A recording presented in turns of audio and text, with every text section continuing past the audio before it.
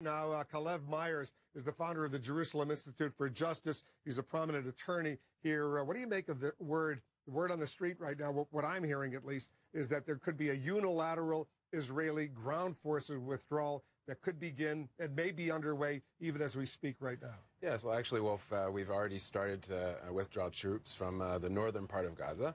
And like you said, our prime minister will be giving an announcement at the top of the hour. So it looks like Israel is determining when it has gotten the job done based on its terms, and then it will withdraw unilaterally, which I think makes sense. You know, fool me once, shame on me. Fool me 6 times, shame on you. Fool me 6 times, shame on me. We had all of these ceasefires that were grossly breached by the Hamas, and now Israel is determining if, when, under what terms it will withdraw from the operation. What are you hearing about this missing Israeli soldier, second lieutenant, who the Israelis said was taken by Hamas yesterday? All of a sudden now there's conflicting reports. Hamas is denying it. There's fear that maybe he's no longer alive. What are you hearing? You know, I'm hearing what you're hearing. Right now, people are saying that the chances are that he's probably no longer alive. We're still hoping and praying for better news, but that's all we know right now. And Israel obviously has undertaken a massive search in that southern Gaza area in Rafah. As far as I know, the search is still going on. All right, so you live here. You understand the mood of the country.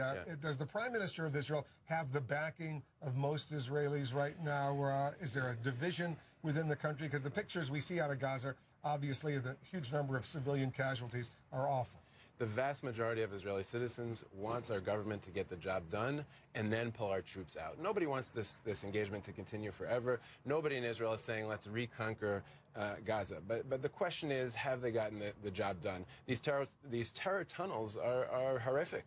And for our citizens of the South to think that, you know, tomorrow a terrorist can pop out of their backyard and fire on them, etc., is a very scary thing. And so people want to make sure the job is done. And the backing right now that the Prime Minister has is make sure you get the job done before you pull out your troops. Because I'm hearing from Israeli military personnel that they think most of those tunnels have been identified and almost completely destroyed. There may be a few others here and there, but they think that specific mission is near completion. Are you hearing the same thing? What the IDF spokesman said today is that the vast majority of the tunnels have been destroyed. These are underground. It's obviously impossible to say 100% of them have been destroyed. And some of them are also under, for instance, the main operations base of the Hamas is under Al-Shifa Hospital in the center of Gaza. Well, we can't go and destroy that because it would harm so many citizens. And so there's no way to 100% eradicate this. But we do believe that the tunnels that lead into Israel have been, by and large, completely destroyed. And that would be one explanation why the ground forces